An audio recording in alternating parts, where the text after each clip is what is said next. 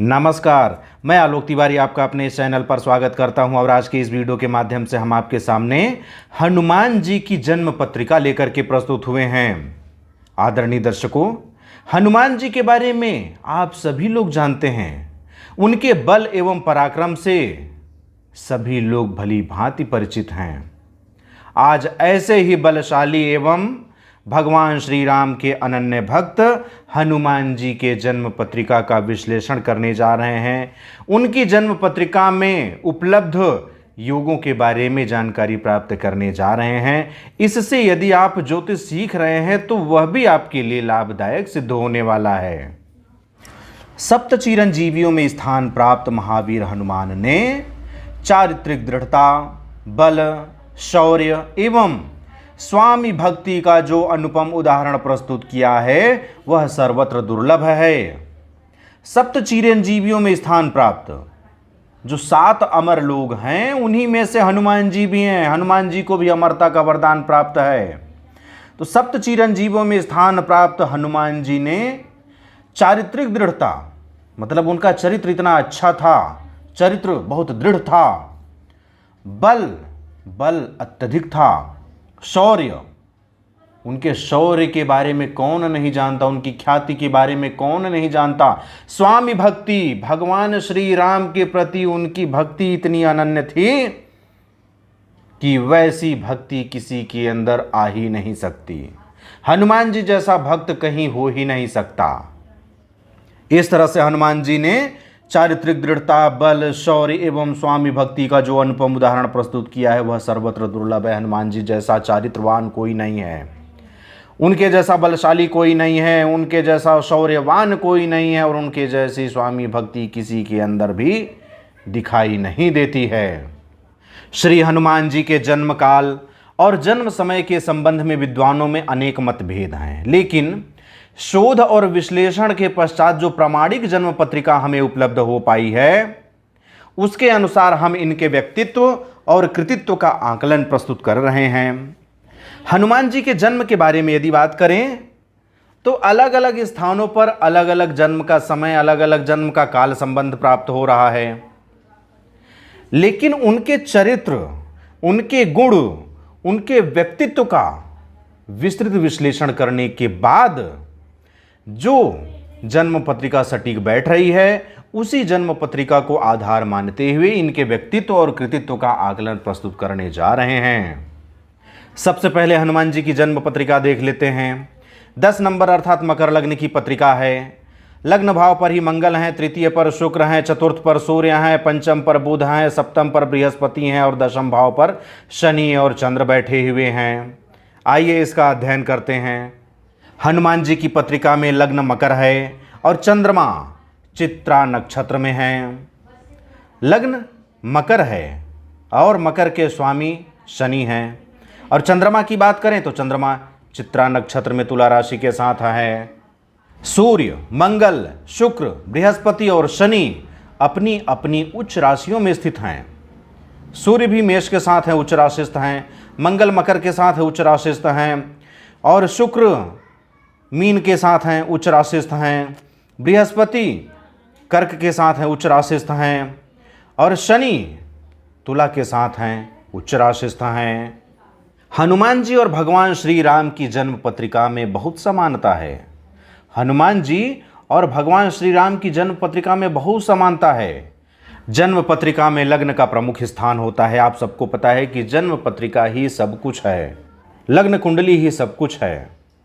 राशि कुंडली या चंद्र कुंडली तो सिर्फ राशि देखने के लिए उपयुक्त है, जबकि लग्न कुंडली सबसे महत्वपूर्ण है और हनुमान जी की पत्रिका अर्थात हनुमान जी की कुंडली मकर लग्न की कुंडली है।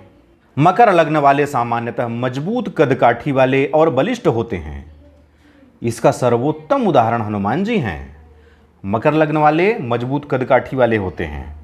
हनुमान जी के शरीर को देखिए, साथ ही बलिष्ठ होते हैं। हनुमान जी के बल और पराक्रम से कौन परिचित नहीं है, और ये दोनों चीजें हनुमान जी के अंदर हैं, इसलिए हनुमान जी इसका सर्वोत्तम उदाहरण है भैया। इसके अतिरिक्त चंद्र लग्न, सूर्य लग्न और जन्म लग्न तीनों में ही केंद्र भावों में उच्च के ग्रह स्थित हैं। यदि आप लग्न कुंडली की बात करें तो केंद्र भाव में ही उच्च राशिस्थ ग्रह हैं। सूर्य लग्न की बात करें तो भी केंद्र भाव में ही उच्च राशिस्थ ग्रह हैं। और चंद्र की बात करें अर्थात चंद्र लग्न की बात करें तो भी केंद्र में ही उच्च राशिस्थ ग्रह स्थित हैं। लग्नेश शनि उच्च राशिस्थ हैं। शनि लग्नेश हैं और उच्च राशिस्थ हैं।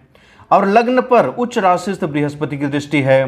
बृहस्पति यहाँ पर उच्च राशिस्थ हैं और बृहस्पति की सप्तम दृष्टि लग्न भाव पर है। इसी कारण श्री हनुमान जी ने त्याग और भक्ति का अद्वितीय उदाहरण प्रस्तुत किया है।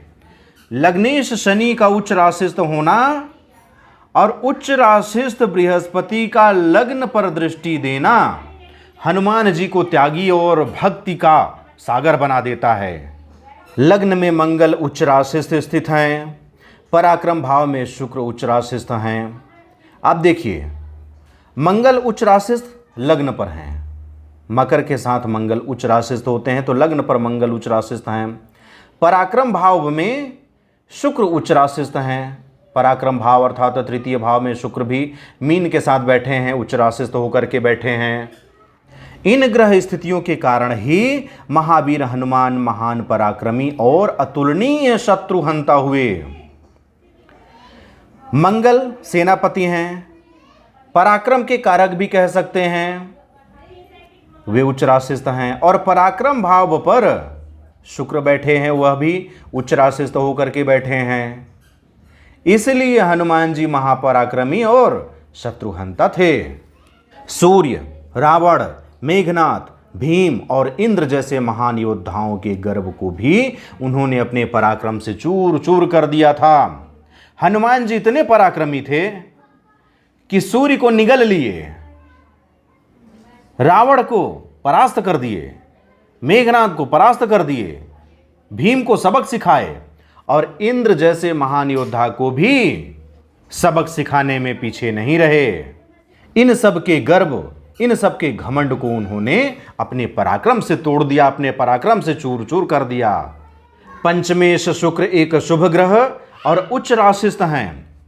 पंचमेश शुक्र हैं, यहां पर देखिए 2 नंबर अर्थात वृष राशि, वृष के स्वामी शुक्र हैं। तो पंचमेश शुक्र एक शुभ ग्रह हैं और उच्च राशिस्थ हैं, यहां पर बैठे हुए उच्च राशिस्थ हैं। साथ ही विद्या के ग्रह बृहस्पति भी केंद्र भाव या सप्तम भाव में उच्च राशिस्थ होकर के बैठे हैं। विद्या के कारक ग्रह बृहस्पति अच्छे हैं तो ज्ञान और बुद्धि अच्छी होगी। तो विद्या के कारक ग्रह बृहस्पति भी केंद्र भाव में अर्थात सप्तम भाव में उच्च राशिस्थ हैं। और चतुर्थेश मंगल जो कि उच्च अध्ययन के कारक ग्रह हैं। चतुर्थेश मंगल, यहां पर देखिए चतुर्थ भाव पर 1 नंबर अर्थात मेष और मेष के स्वामी होते हैं मंगल। और मंगल भी ऐसे जगह पर बैठे हैं कि वहां से सीधे दृष्टि बृहस्पति पर आ रही है। इन योगों के प्रभाव से ही श्री हनुमान जी को भगवान सूर्य जैसे गुरु मिले और उन्होंने अल्प समय में ही सभी वेदों और शास्त्रों का संपूर्ण ज्ञान प्राप्त कर लिया था। इतने सारे योग उनकी कुंडली में बन रहे हैं। इन सब का समावेश ऐसा हुआ कि वीर बजरंगबली को सूर्य देव जैसा गुरु प्राप्त हुआ और बजरंगबली अल्प समय में ही सभी वेदों, सभी शास्त्रों का संपूर्ण ज्ञान प्राप्त कर लिए थे। अब हनुमान जी की कुंडली में उपलब्ध कुछ योगों, कुछ दोषों के बारे में जानकारी प्राप्त कर लेते हैं। माता पिता से दूर रहने का योग। श्री हनुमान जी की जन्म पत्रिका में मातृ स्थान में पाप ग्रह सूर्य स्थित हैं। आप यहां पर देखिए, मातृभाव चतुर्थ भाव होता है और यहां पर सूर्य स्थित हैं। पितृ स्थान में अर्थात यहां पर शनि चंद्र की युति से विष दोष बन रहा है। चतुर्थेश मंगल पर द्वादश भाव के स्वामी बृहस्पति की दृष्टि है। द्वादश भाव के स्वामी होने के कारण ये पृथककारी ग्रह के रूप में काम कर रहे हैं। तो चतुर्थेश अर्थात माता भाव के स्वामी मंगल के ऊपर द्वादशेश बृहस्पति की दृष्टि पड़ रही है। इन सभी ग्रह स्थितियों के कारण हनुमान जी माता पिता के साथ बहुत अधिक समय तक नहीं रहे।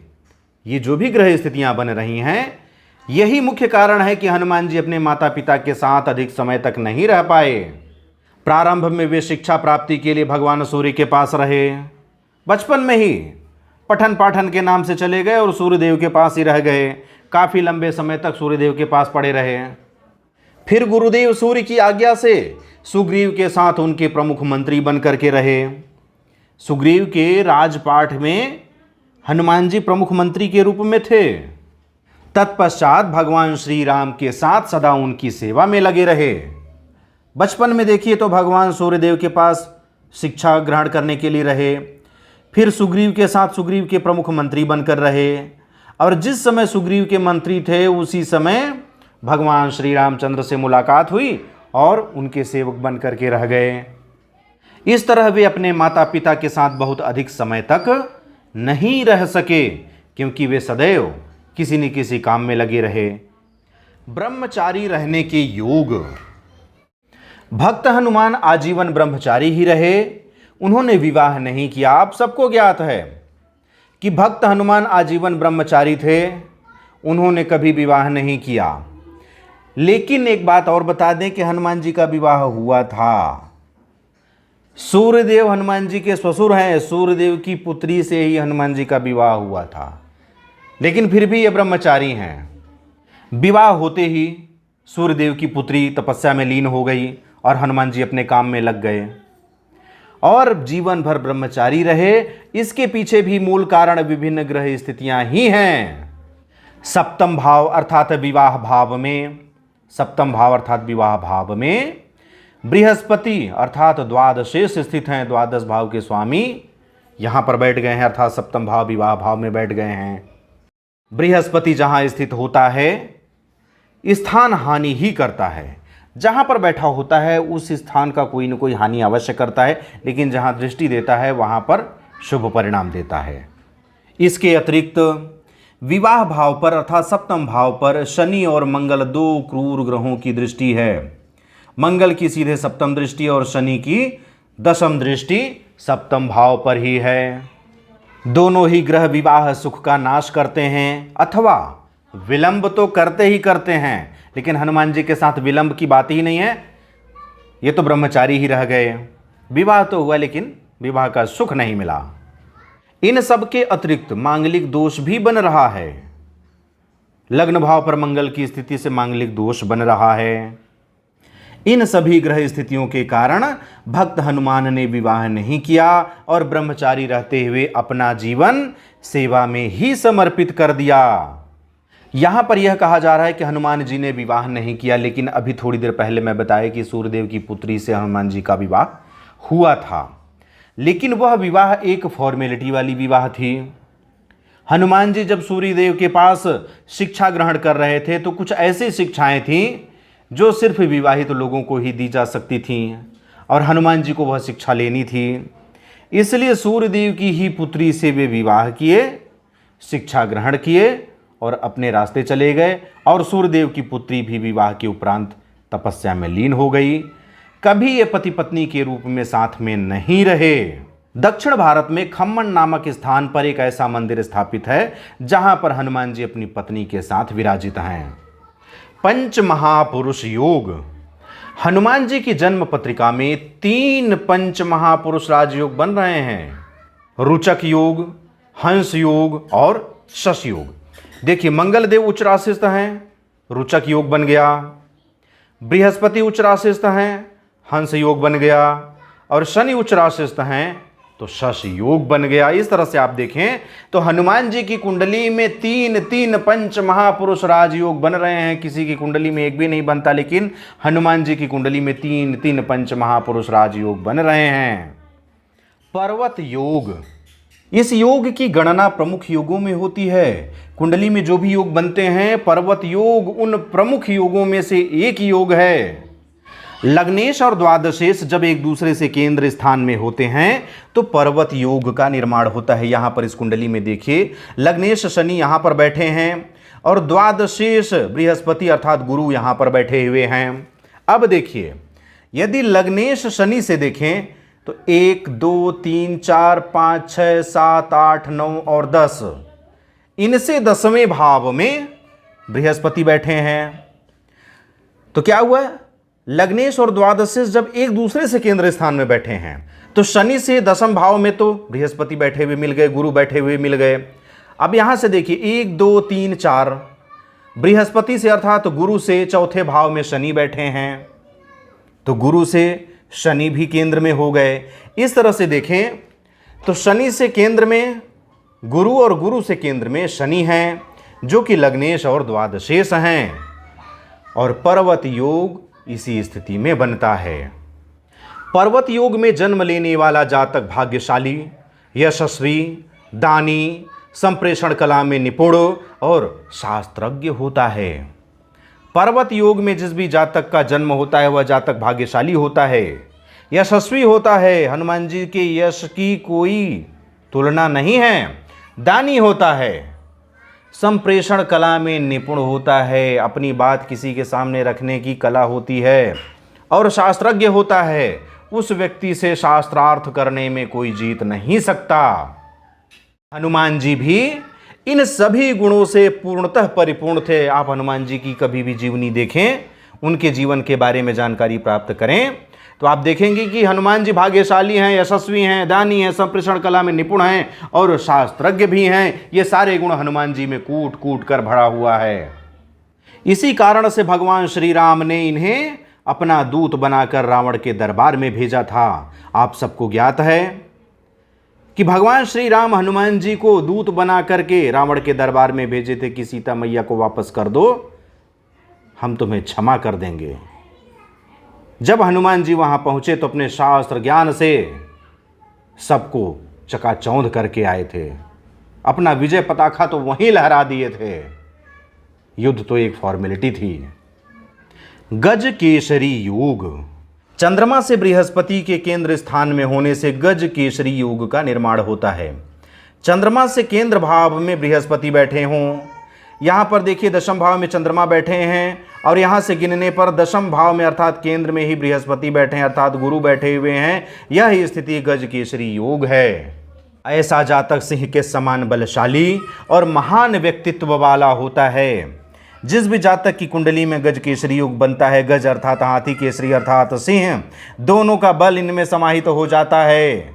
और गज अर्थात गणपति महाराज, उनके जैसा कोई बुद्धिमान नहीं है, तो महान व्यक्तित्व वाले भी हो जाते हैं, बुद्धिमान भी हो जाते हैं। हनुमान जी में ये दोनों गुण कूट कूट कर भरे हुए थे। हनुमान जी बलवान थे, साथ ही साथ अत्यंत बुद्धिमानी और ज्ञानी भी थे, साथ ही तेजस्वी, धनी, मेधावी, दबंग, राजप्रिय और सभा में चातुर्य से काम लेने वाला होता है। ये सारे गुण हनुमान जी में उपलब्ध थे।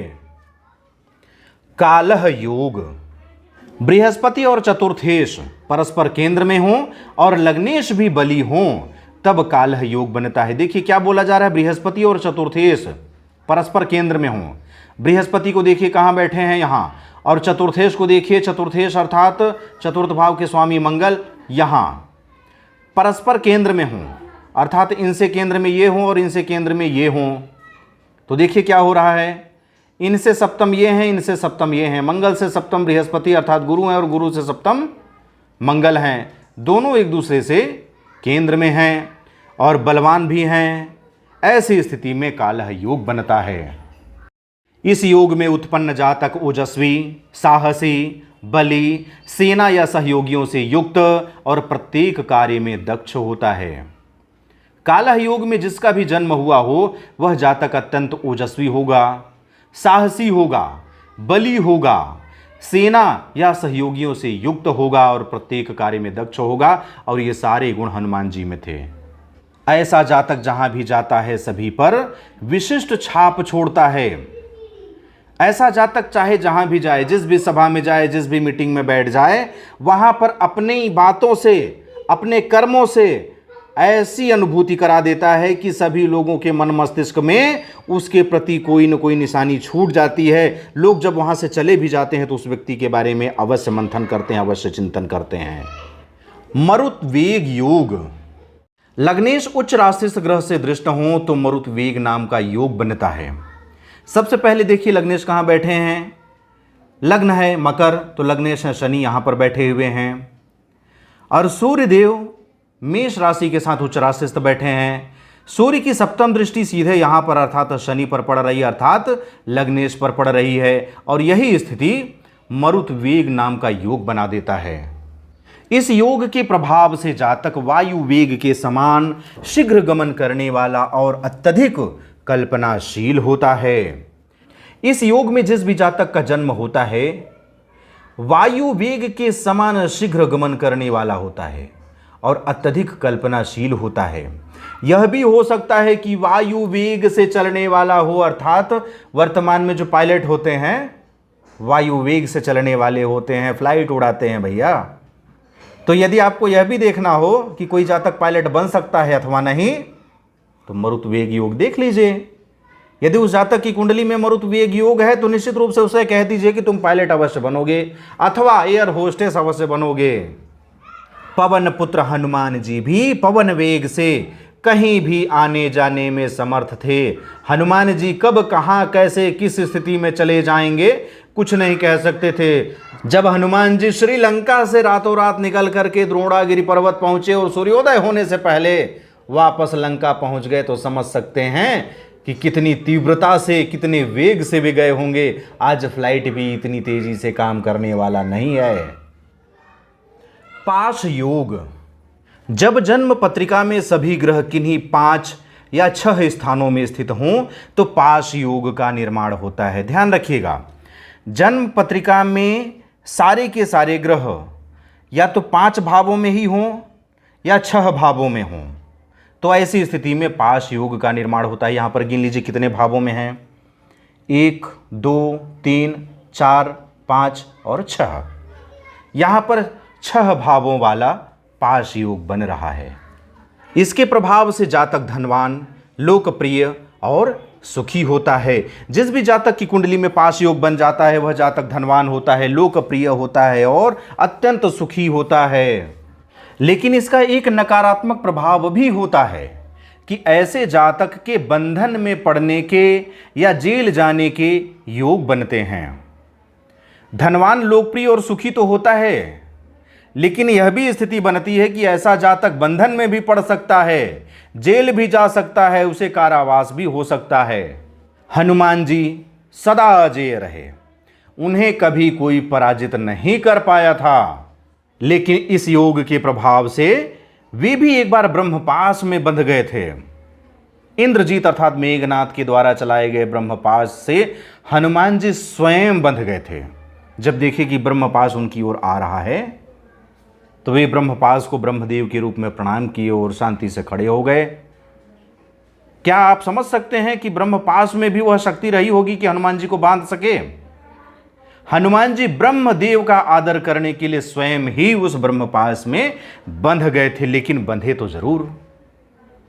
वही बात यहां पर कि ऐसे जातक बंधन में पड़ सकते हैं। अमल योग, लग्न या चंद्रमा से दशम भाव में जब कोई शुभ ग्रह स्थित हो तो यह योग बनता है। लग्न या चंद्रमा से दशम भाव में कोई शुभ ग्रह स्थित हो तो यह योग बनता है। देखिए, लग्न से दशम भाव, लग्न से दशम भाव में चंद्रमा है, शुभ ग्रह हैं, या तो चंद्रमा से दशम भाव में तो चंद्रमा से दशम भाव में बृहस्पति हैं, यह भी शुभ ग्रह हैं। जब ऐसी स्थिति होती है तब अमल योग बनता है। और यहाँ पर तो लग्न या चंद्रमा बोला जा रहा है, लेकिन यहाँ पर दोनों चीज़ें लागू हो रही हैं, लग्न से भी और चंद्रमा से भी। यह जरूर है कि इस कुंडली का यदि अध्ययन करें तो गुरु मारक की भूमिका में है, चंद्रमा भी मारक की भूमिका में है, लेकिन नैसर्गिक रूप से चंद्रमा और गुरु दोनों ही शुभ ग्रह हैं, सौम्य ग्रह हैं। इस योग में उत्पन्न जातक बहुत कीर्तिवान होता है। जिस भी जातक का जन्म इस योग में हुआ रहता है वह जातक अत्यंत कीर्तिवान होता है। उसकी कीर्ति चहुओर फैली हुई होती है। आप हनुमान जी की कीर्ति से परिचित ही हैं। उसके नहीं रहने पर भी लोग उसे याद करते हैं। वह जातक इतना कीर्तिवान हो जाता है कि यदि वह दुनिया छोड़ भी जाए तो भी लोग उसे याद करते हैं। हनुमान जी दुनिया तो नहीं छोड़े हैं, लेकिन गंधमादन पर्वत पर जाकर के बैठ गए हैं। सबको दिखाई नहीं देते, बहुत ही भाग्यशाली लोग होंगे जिन्हें हनुमान जी का दर्शन लाभ प्राप्त हो पाएगा। लेकिन क्या हनुमान जी को लोग भूल गए? हनुमान जी की कीर्ति ऐसी है कि उन्हें कभी कोई भूल ही नहीं सकता। जन्म पत्रिका में भी चंद्रमा से दशम स्थान में बृहस्पति उच्च राशिस्थ हैं। यहां पर देखिए, चंद्रमा से दशम भाव में बृहस्पति उच्च राशिस्थ हैं। इस योग के प्रभाव से हनुमान जी की कीर्ति सूर्य चंद्रमा के रहने तक बनी रहेगी। जब तक दुनिया में सूरज चांद होगा, हनुमान जी का नाम होगा। यह नारा भी यहाँ पर लागू हो जाता है कि जब तक संसार है, जब तक जगत है, जब तक सूर्य है, जब तक चंद्रमा है, तब तक हनुमान जी की कीर्ति को कोई धूमिल नहीं कर सकता है। हनुमान जी की कीर्ति चहुं ओर ऐसी ही बनी रहेगी। इस तरह से इस वीडियो के माध्यम से आपके सामने हनुमान जी की जन्म पत्रिका का विश्लेषण एवं जन्म पत्रिका में उपलब्ध योग एवं दोषों के बारे में जानकारी प्रस्तुत की गई। और आपको एक बात बता दें कि हनुमान जी की कुंडली में जो जो योग अथवा जो जो दोष हैं, उनमें से कुछ योग या दोष हमारे चैनल पर उपलब्ध कराए जा चुके हैं और जो बच रहे हैं वे आगामी समय में आपके सामने एक एक करके प्रस्तुत होते जाएंगे। उस समय इन योगों, इन दोषों के बारे में और विस्तार पूर्वक आप समझ पाएंगे। जो वीडियो अपलोड है उन्हें देख करके आप समझ सकते हैं, जो आने वाले वीडियो हैं उन्हें भी देख करके आगामी समय में इन योगों, इन दोषों के बारे में जानकारी प्राप्त कर सकते हैं। अंत में अपने चैनल के पुराने दर्शकों को बहुत बहुत धन्यवाद ज्ञापित करते हुए नए दर्शकों से अनुरोध करना चाहता हूं कि आप हमारा चैनल सब्सक्राइब करके घंटी का बटन भी ऑन कर लीजिए, जिससे कि जब भी कोई भी वीडियो अपलोड कराई जाए तो सबसे पहले सूचना आपको प्राप्त हो और आप उस जानकारी से अवगत हो सकें। अब मुझे आज्ञा दीजिए, मिलते हैं अगले वीडियो पर। तब तक के लिए जय हिंद, जय भारत, बम बम भोलेनाथ की जय, वीर हनुमान, जय जय गुरुदेव।